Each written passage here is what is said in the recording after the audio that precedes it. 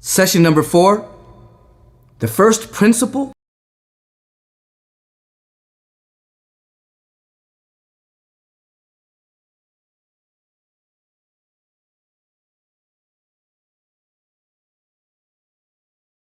Science of getting rich. Please understand.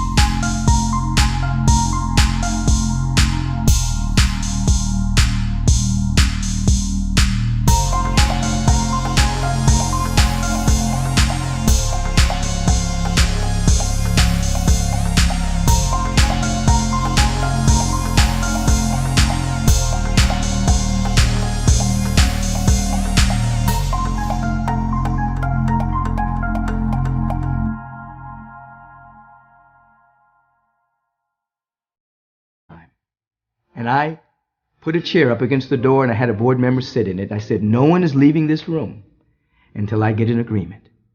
And I went around to each individual and I said, is it possible what we're trying to do? I didn't ask you how we would do it. I didn't ask you if it was probable. I asked you if it was possible.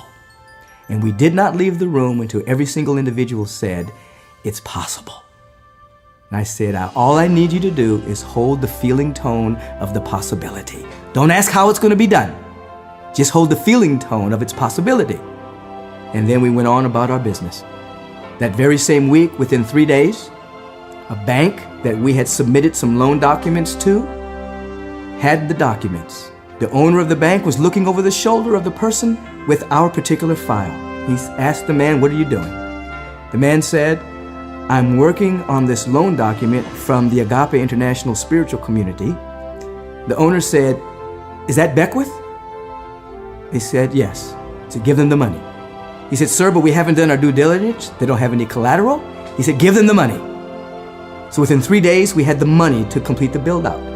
The contractor came to my office and said, I was so moved by that meeting, I've decided to pay the workers out of my own money and to put on a crew so that we can work 24 hours a day to get this job finished. So within 3 days, we had the money and we had the crew, and just a few days before, it was impossible. My board changed their way of thinking and allowed possibility to be there.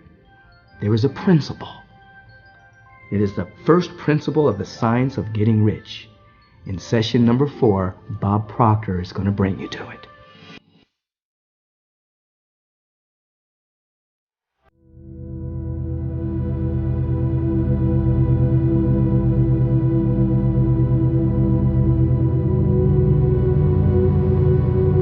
You know, as you go through this session, you're going to find that we have literally been programmed to live from the outside in.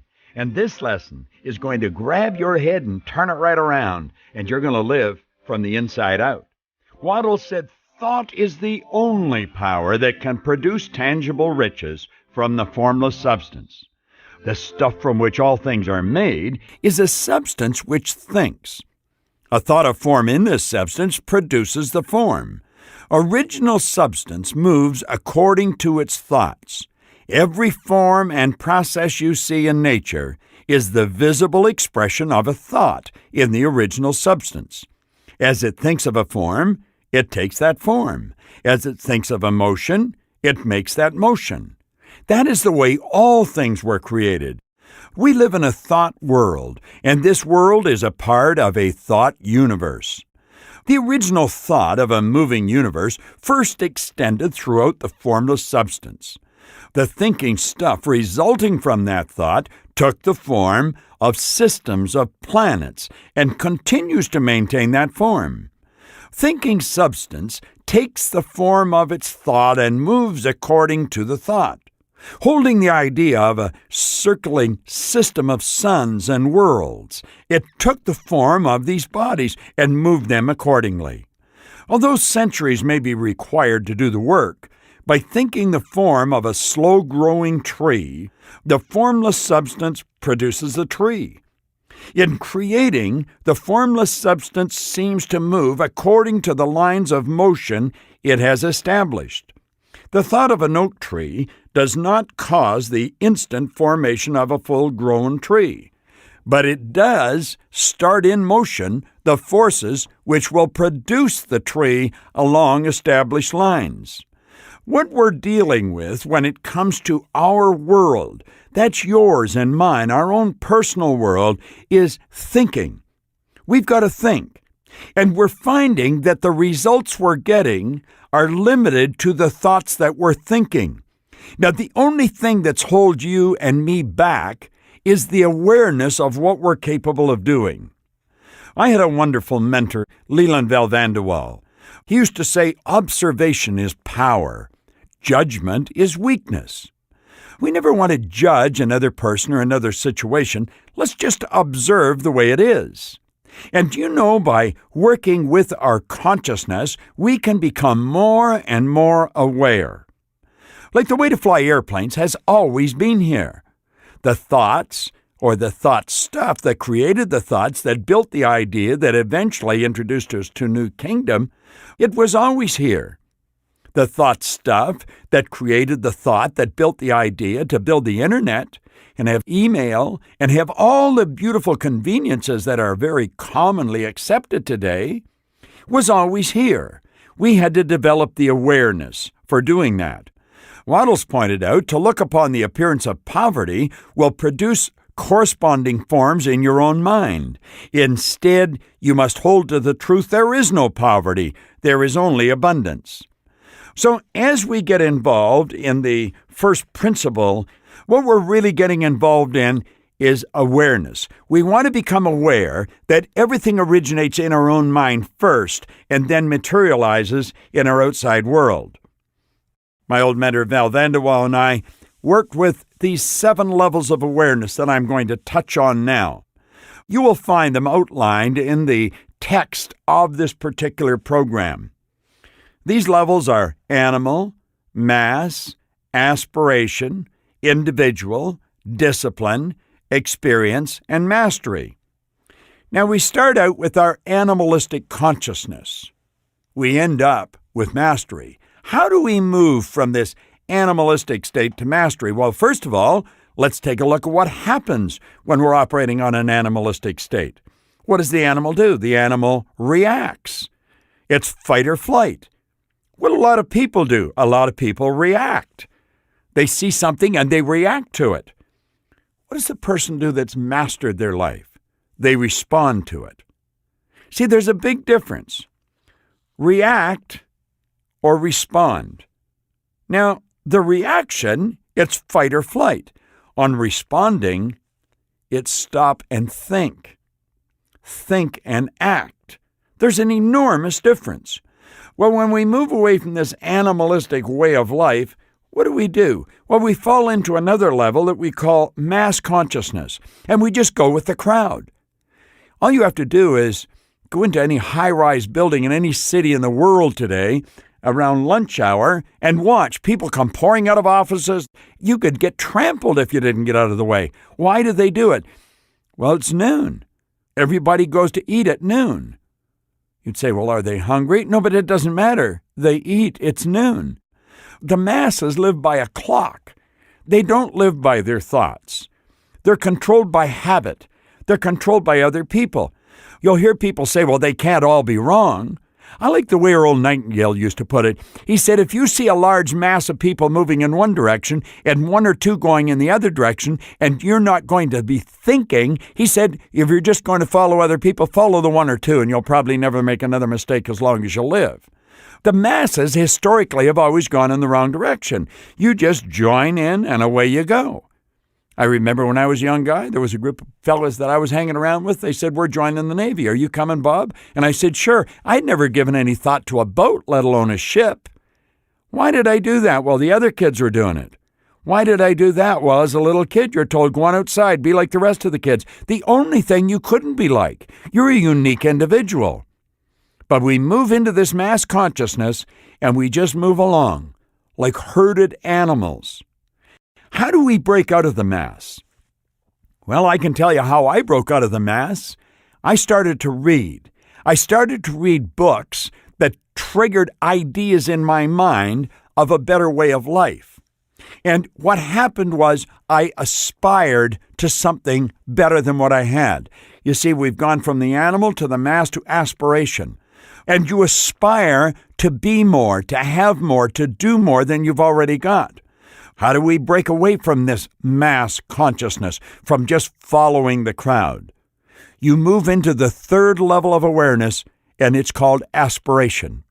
And that's when you become aware that something in you wants you to live a fuller life, wants you to live a richer life, wants you to be more than you are, to do more and to have more.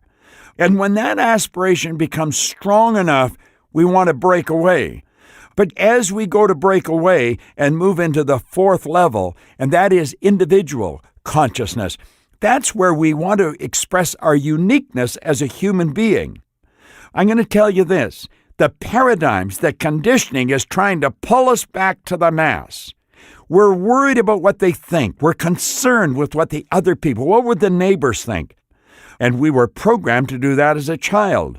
So although the idea is there, we aspire to be more than we are, the mass consciousness is trying to pull us back. How do we step into that fourth level and begin to express our uniqueness as a human being? Well, it's coupled with the fifth level, discipline. And discipline is where you give yourself a command and follow it. This is how you break away from the masses. This is how you begin to express your own uniqueness as a human being. This is when you take the aspiration to move ahead and express your uniqueness and do it. You give yourself a command and follow it. Now, when you do that, the sixth level is ready-made for you. You gain the experience, and that's what learning is all about. Learning is when you consciously entertain an idea, you get emotionally involved in the idea, and you act on the idea, and you change the end result.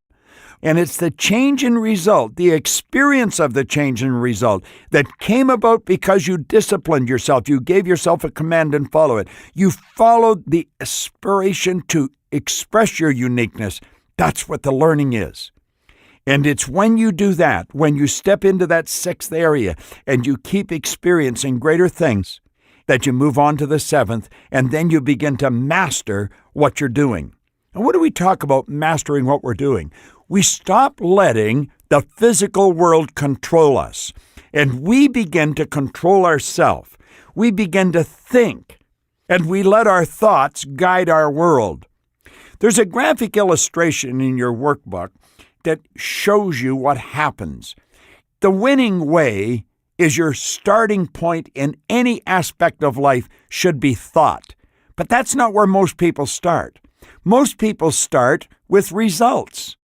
They let their present results lodge in their mind, and those present results then takes them to the next stage, which is thought. The present results are what trigger the thoughts. Those thoughts then produce feelings. Feelings produce action, which produce more of the same results. This is a self-fulfilling cycle of doom. The average individual's mind is busily engaged in a hodgepodge of totally unrelated ideas, the like of which you'd have difficulty finding outside of a common encyclopedia. Their mind is being dazzled through their senses. Order, vision, and focus are near impossible because of the mental state they permit themselves to be in during their waking hours. This is the mass thinking. They don't think. It's mental activity, and they've tricked themselves into believing that mental activity is thinking. These people believe themselves to be a physical thing in a world of things. They're clutched by an unseen enemy. The lack and limitation being expressed in their present results have captured their conscious control. They concentrate all their mental energy on the limited supply, thereby creating more of the same. The only thing that can grow, Emerson said, is the thing you give energy to. Now, if you let the starting point in your life be your present results, I can assure you, as certain as it's going to get dark tonight, that you're going to get more of the same results. If you let your present results fill your consciousness, that's going to dictate the thoughts that you think. Those thoughts are going to set up the vibration that we call feeling. Those feelings are going to move you into action, and the action's going to produce more of the same result. Now, how do we break away from this?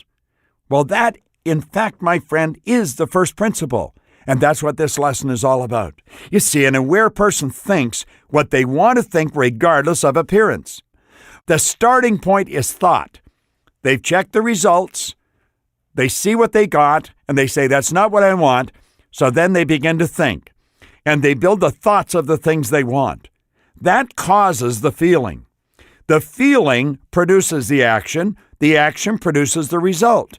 They then observe the result, and they make whatever adjustments are necessary in their thinking to improve it again. We have to be very calm of mind if we're going to do this properly. We cannot let the outside world control us. You just cannot do it. We say, know the truth, and the truth will set you free. Well, there's only one thing to be set free from, and that is ignorance. To think what you want to think is to think truth regardless of appearance. James Allen put it very well. He said, calmness of mind is one of the beautiful jewels of wisdom. It is the result of long and patient effort in self-control. Its presence is an indication of ripened experience and of a more than ordinary knowledge of the laws and operations of thought.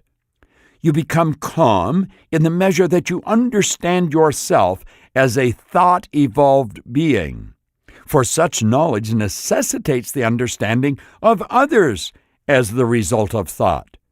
And as you develop a right understanding and see more and more clearly the internal relations of things by the actions of cause and effect, you cease to fuss and fume and worry and grieve, and remain poised, steadfast, and serene. Now, the focus of this entire program is awareness. An ignorant person permits the appearance of things to control his or her thoughts. What we want to do is understand that we want to originate thoughts. We don't want to let what's going on outside control our thoughts. Every thought of form held in thinking substance causes the creation of that form, but always, or at least generally, along lines of growth and action already established. If the thought of a house of a certain construction were impressed upon the formless substance, it might not cause the instant formation of that house, but it would cause the turning of creative energies already working in trade and commerce into such channels as to result in the speedy building of the house. And if there were no existing channels through which the creative energy could work, the house would be formed directly from the primal substance, without waiting for the slow processes of the organic and inorganic world. No thought of form can be impressed upon the original substance without causing the creation of that form. You and I are creative beings. We were created in God's image. We were given creative faculties. Now, the fact that most people never understand that, never develop that, is another thing. We're not most people. We are studying. We're beginning to understand this. We start to see that we have higher faculties. A human being is a thinking center and can originate thought. All the forms that a person fashions with his or her hands must first emerge from thought. An individual cannot shape a thing until that same individual has thought that thing. And so far, the human race has confined its efforts wholly to the work of its hands. It has applied manual labor to the world of forms, seeking to change or modify already existing forms. Our human race has never thought of trying to cause the creation of new forms by impressing thought upon the formless substance. When individuals have a thought form, they take the material from the forms of nature and make an image of that form which is in the mind. They have so far made little or no effort to cooperate with the formless intelligence to work with the Father. They have not dreamed that they can do what they seeth the Father doing.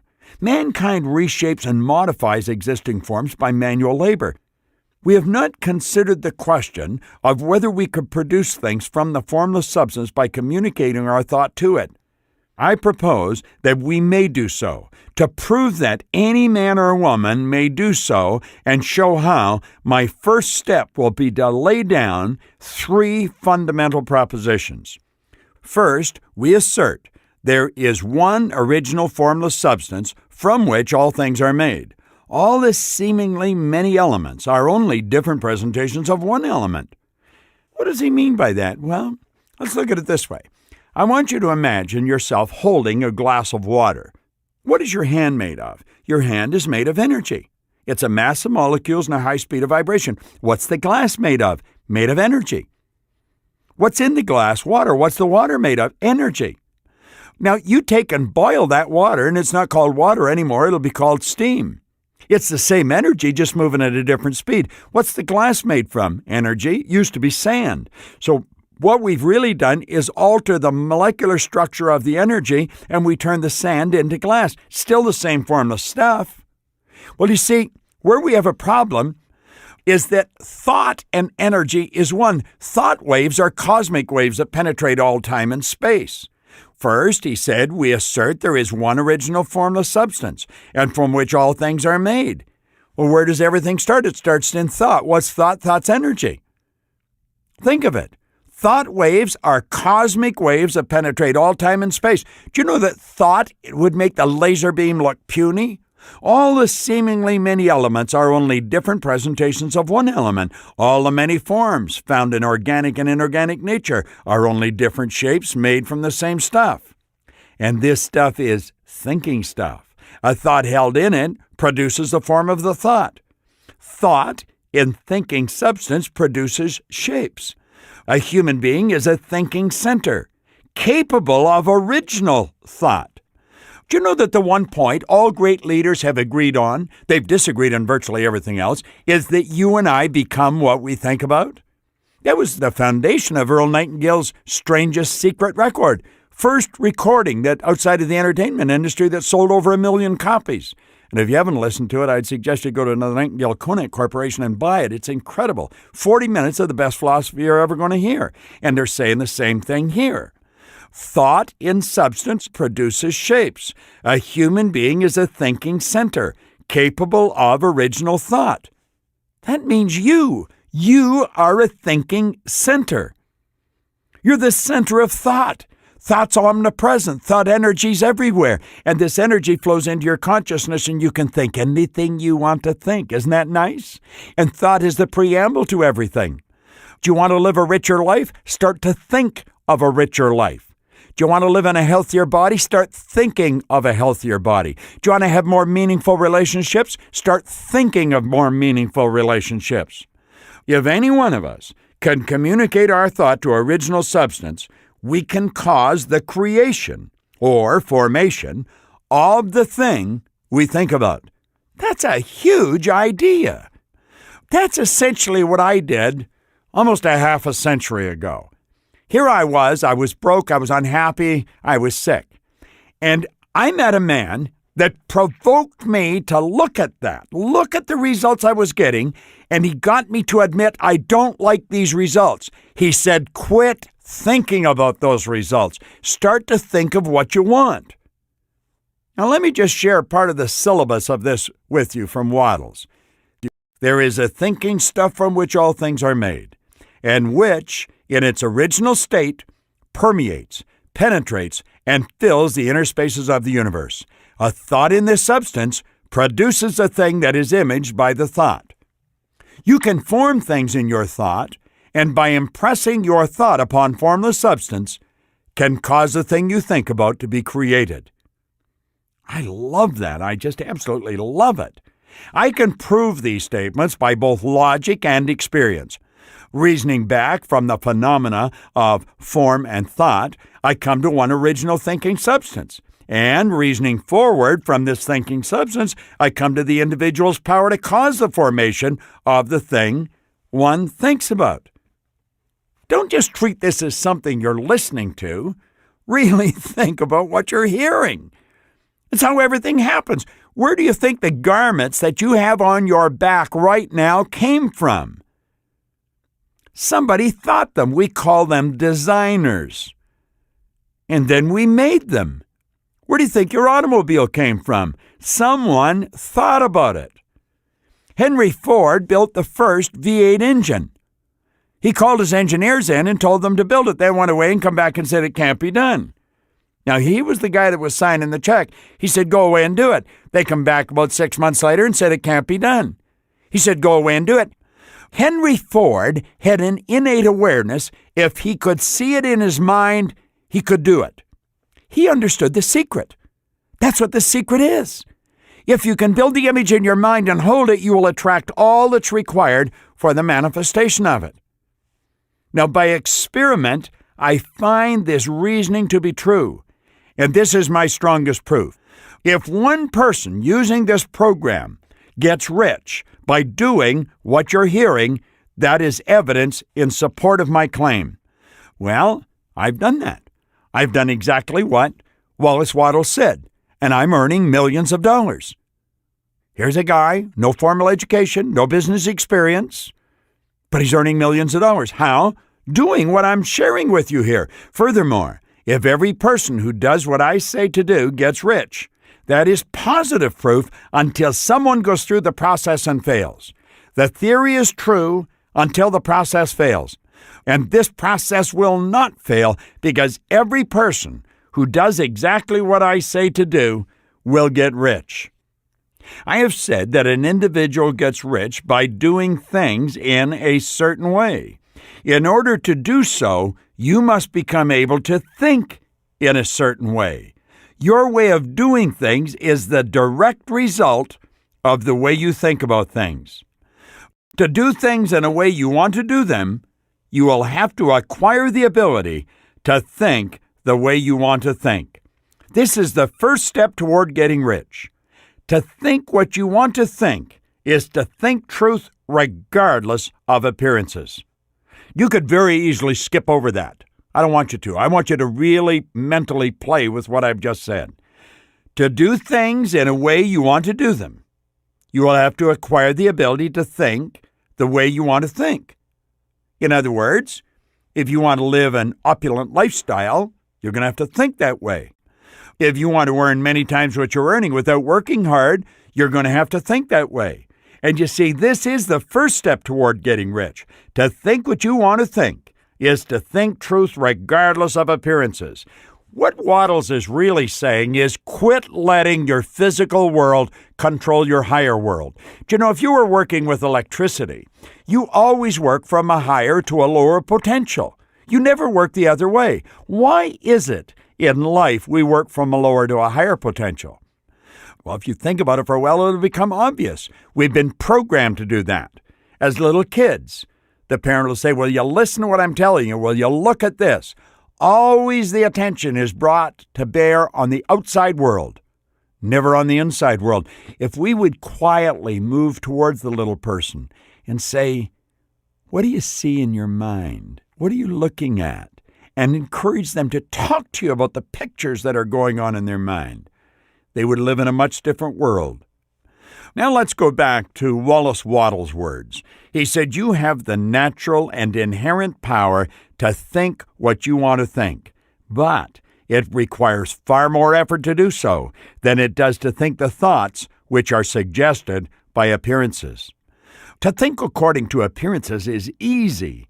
To think truth regardless of appearances is laborious and requires the expenditure of more power than any other work you have to perform. Let me give you an example. Let's suppose you're in sales, and your previous month's sales were all fairly low. Are you going to let your previous results control your thinking about what's going to happen this month? Or are you going to originate new thoughts? Let's take a look at the bank account. The bank account is very low. Do you let the bank account dictate your state of wealth, or are you going to think your own thoughts? Wattles went on to say there is no labor from which most people shrink as they do from that of sustained and consecutive thought. It is the hardest work in the world. Do you know, Earl Nightingale was an absolutely brilliant man. He was my boss, my mentor. I worked with Earl for 5 years. He used to say if most people said what they were thinking, they would be speechless. And you know, people would laugh at that. They'd say, well, everybody thinks. Everybody does not think. Most people do not think. Mental activity does not constitute thinking. Dr. Ken McFarland said 2% of the people think, 3% think they think, and he said 95% would rather die than think. Thinking is the hardest work there is, which is the probable reason so few people engage in it. Now permit me to repeat what Wattles said. He said there is no labor from which most people shrink as they do from that of sustained and consecutive thought. It is the hardest work in the world.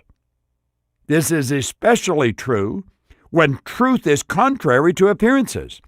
Every appearance in the visible world tends to produce a corresponding form in the mind which observes it. This can only be prevented by holding the thought of the truth. If your bank account is very low, let's say there's only $1,000 in it, and it's the 15th of the month, and by the end of the month you have to have $15,000. Are you going to let the $1,000 dictate the image you're holding of your bank account in your mind? Or are you going to hold the thought of the truth, the $15,000? You've got to determine who's in control. Is the bank account in control of your thinking, or is your thinking in charge of your bank account?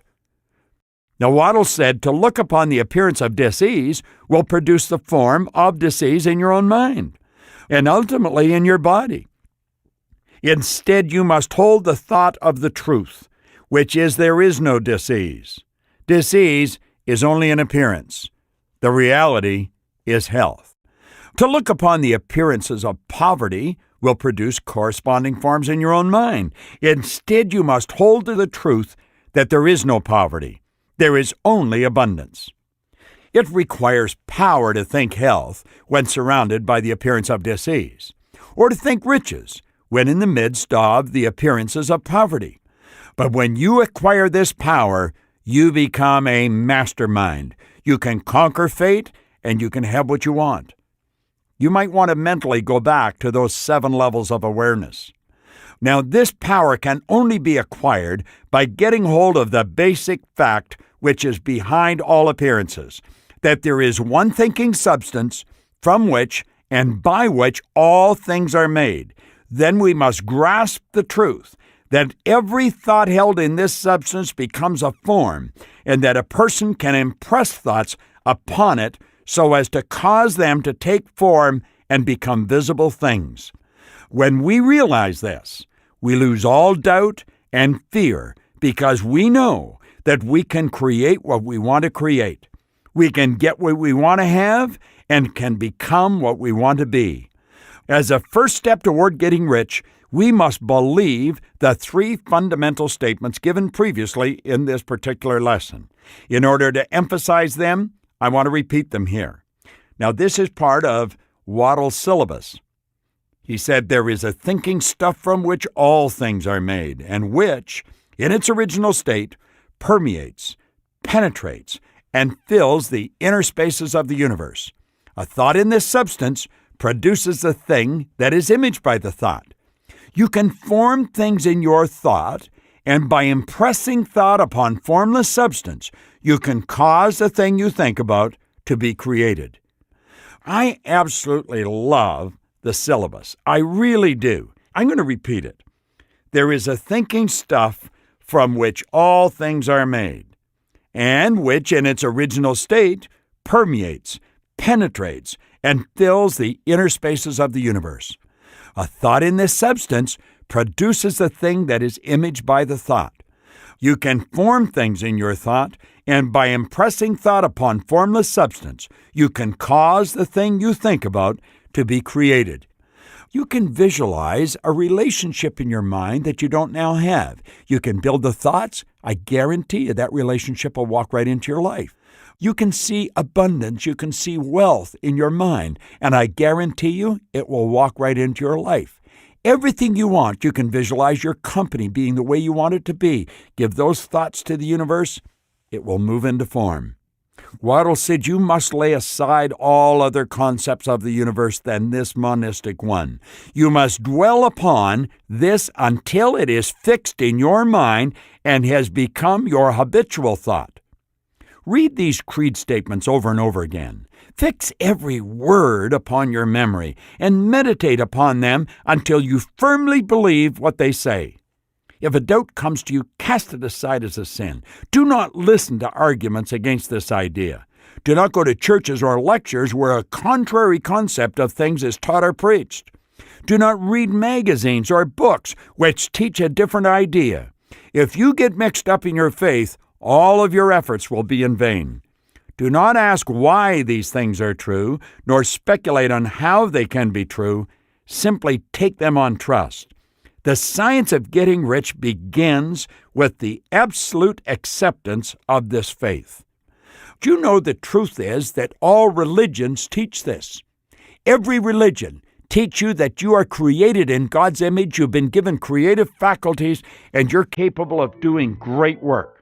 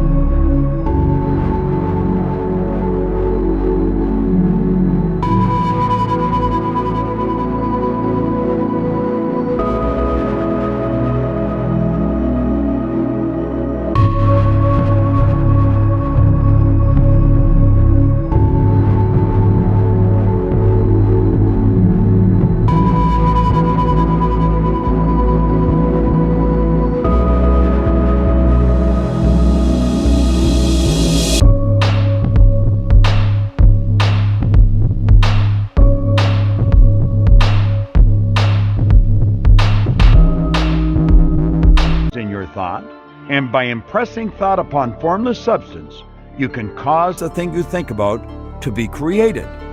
Memorize that, repeat it often. Now let me ask you, do you understand it? Do you believe it? How can it be proved? They're interesting questions. Do you understand it? Do you believe it? How can it be proved? Now here's another one. What is the basic fact behind all appearances? These questions are quite important. You might want to discuss them with a business associate or a loved one. Here's the fifth question. What must you do and what must you believe if you are to practice the science of getting rich? I love that. I'm going to repeat it for you. What must you do and what must you believe if you are to practice the science of getting rich? And number 6. What requires the expenditure of more power than any other work a person has to perform? And here's the last, why? Go back and study the 7 levels of awareness. Really pay attention to them. And understand this. Everything you will ever want is already here. You simply must become aware of its presence. And as you do, you're going to attract it into your life. Remember, you do not get rich by doing certain things. You get rich by doing things in a certain way. And the starting point of everything in your life must be thought. Not results, but thought. That's the starting point.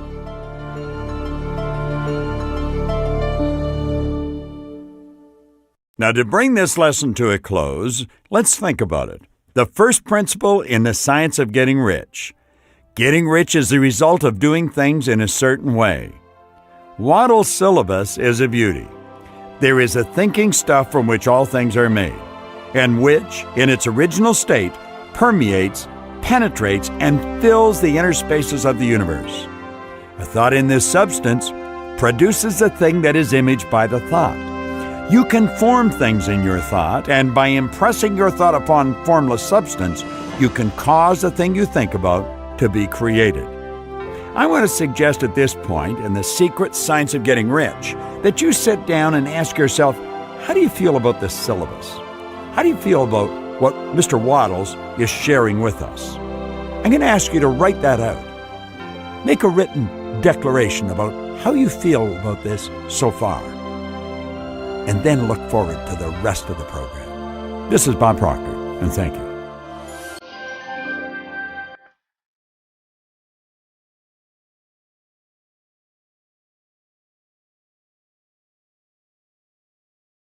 Hello, this is Jack Canfield. As we all listen to Bob Proctor cover the first principle in the secret science of getting rich, it's pretty obvious that he feels it's one of the most important lessons in setting up an attractive force for good in our lives. And I agree with him 100%. I feel very fortunate that I learned this lesson as a very young man from my mentor, W. Clement Stone. And I have not only been rewarded with great wealth, but through the proper use of this lesson, I have created abundance in all areas of my life. Fabulous friends like Bob Proctor and Michael Beckwith, Rhonda Byrne and Mark Victor Hansen, Lisa Nichols and John Gray, and so many others. I've created fabulous health, great vacations, incredible kids, and never-ending opportunities to contribute and make a huge difference in the world. To quote Wallace Waddles, an individual gets rich by doing things in a certain way. In order to do so, a person must become able to think in a certain way. A person's way of doing things is the direct result of the way he thinks about things. To do things in the way you want to do them, you have to acquire the ability to think of what you want to think about. This is the first step toward getting rich, my friends. Now, Wallace Waddles goes on to point out this. He says, you have the natural and inherent power to think what you want to think, but it requires more effort to do so than to think the thoughts that are suggested by appearances. You see, it's easy to think about the way things are. All you have to do is observe them. But it takes focus, intention, and concentration to think about the things the way you want them to be. You see, what Waddles is saying here is that when you think according to what you see around you, the current appearance of things, what you see as your results right now, it's easy to keep thinking that way. I mean, how in the world do you expect to get yourself out of this current result? You don't know how it's going to change, so how can you think of it actually happening? It's true. Thinking your way out of your current result does take work. In fact, Wallace Waddles said the same thing when he wrote, "To think truth regardless of appearance is laborious and requires the expenditure of more power than any other work a person has to perform. But the key is, it can be done, and you can learn to do it." As a child, you were probably programmed in much the same way I was, as we all were. Although this programming started when we were babies, Bob mentioned earlier, receiving report cards in elementary school is a great example that's pretty universal to all of us. We were trained to look at the grades on our report card rather than focus on the image of the grade we desired. We learned to let our results control our thinking instead of the other way around. We learned to talk about ourselves as an A student or a B student or a C student. We described ourselves by our past results rather than by our future intentions. See, because our thinking only and always controls our results, we need to be focused on and thinking about different results than we currently have. Our focus needs to be on our ideal future, not our past results. With the help of my dedicated staff, I've built an organization that operates all over the world. We've published books in 47 languages and conducted seminars in over 30 countries. But I want you to clearly understand that I've actually built my company twice. First in my mind, and then in the material world. I've spent hundreds of hours visualizing what Walt Disney called Imagineering, my ideal company. And we're still doing that today. And we're never going to stop because we want to keep becoming successful throughout our entire careers. Remember, regardless of what may be going on in your life, I'd suggest that you take the time to build a very clear image of the life you want. First, write it down on paper, every aspect of it: financial, career, health and fitness, your relationships, the travel you want, the hobbies you'd like to engage in, all the achievements you want to have, and the contribution you want to make, the legacy you want to leave. And then hold that image. Focus on it daily. Take the time to paint the image in your mind. Paint the image with words on a sheet of paper first, and then write about it in detail, change it, keep working on it until you get it exactly the way you want it, your ideal life. And then picture yourself in all the different scenarios, enjoying the results in your life. I want you to do this at least once each day for a full month. As William James said, you are depositing this image in the treasury of your subconscious mind. And when that happens, it will attract itself into your reality. Let me tell you why it's so important to do this every day for 30 days. There's some very powerful scientific research behind all of this. The scientists at NASA, the National Aeronautic and Space Agency, in an attempt to discover how a group of astronauts would respond to the kind of disorientation they would experience in outer space, had a group of 10 astronauts in training wear concave lens goggles for 30 days. They had to wear them 24 hours a day, even when they were sleeping and showering. Now, these concave lens goggles make the world appear upside down. Can you imagine how difficult it is to try to function when everything in your field of vision appears upside down and backwards? If you were trying to shake my hand, you'd be reaching up to the right instead of straight out to the left. What they were trying to do was see how they would react during these long periods of disorientation, similar to how they would be dealing with weightlessness in outer space. Would they become irritable, hostile? Would they lose their appetites, become nauseous? Would they lose sleep? Well, the greatest discovery of this experiment was something nobody had expected or predicted. Somewhere between the 25th and 30th day, every single astronaut's brain flipped this upside-down image right side up again. Their brains had actually created new neural pathways so that they could operate more effectively. Now, this was an astounding discovery. And here's the kicker. In a subsequent experiment, they took another group of astronauts and repeated the experiment, but with one change. On day 15, they had half of them take their concave lens goggles off for one day and then put them back on again.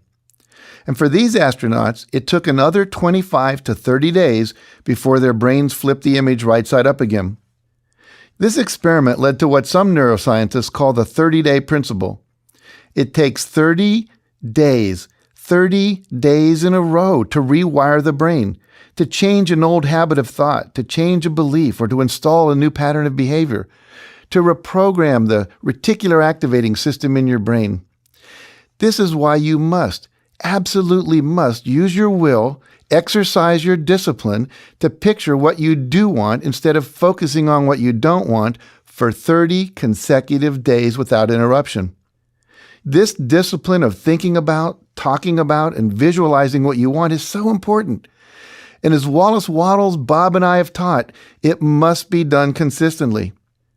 This very powerfully demonstrates the transformative power of visualization. As if you needed any more proof after all of that, I'm going to give you one more anyway. Self-made oil millionaire Patrick Taylor of New Orleans also understood this principle. He used it to make millions finding and drilling oil in the Gulf of Mexico off of Louisiana. But what has made education history is his experiment in an inner-city middle school in New Orleans. Patrick adopted a class of kids in the 6th grade, and he told them if they got a B average, had a 96% attendance rate, and didn't get arrested for breaking the law, he'd pay for their college education. Remember, these were kids in a school where the average rate of graduation for kids in that school, graduating high school, was just 16%. That's an 84% dropout rate. Now, that promise alone of him paying for their education would not have been enough to create a major change, because without a further intervention, this promise would soon have been forgotten. But Patrick Taylor understood the principles Wallace Wattles is teaching us in The Science of Getting Rich. And so he put all of the kids in a bus and took them to a local university and had them shadow a student for a day. But Patrick Taylor understood the principles Wallace Wattles is teaching us in this program, The Secret Science of Getting Rich. And so he put all the kids on a bus and took them to a local university and had them shadow a college student for a day. For you see, these kids had no real image of what it was to go to college, no clear, indelible picture to refer to. Their parents hadn't been to college. They had never visited their brothers and sisters on a college campus. So Patrick Taylor had them each shadow a college student for a day. They went to their classes, they went to the library, the science labs, to the cafeteria, to the student union, and everywhere else. But again, if only done for one day, this too would have soon faded as a distant memory. But here was the ingenious application of what you were learning from Wallace Wattles and Bob Proctor. Every single day for the next 4 years, the students were asked to close their eyes and visualize going to college. Every day for 4 years. And guess what? Without any other interventions in that school, they didn't change the reading program, they didn't change the teaching style. Simply by doing the visualization, 86% of those kids graduated high school and went on to college. They had a clear image they believed in, a future they could vividly picture in their mind's eye. It was conceivable, believable, and through the daily discipline of visualization, it became achievable. The dropout rate was totally reversed from 86% to 14%. That's the power of the tool that you're being given in this program.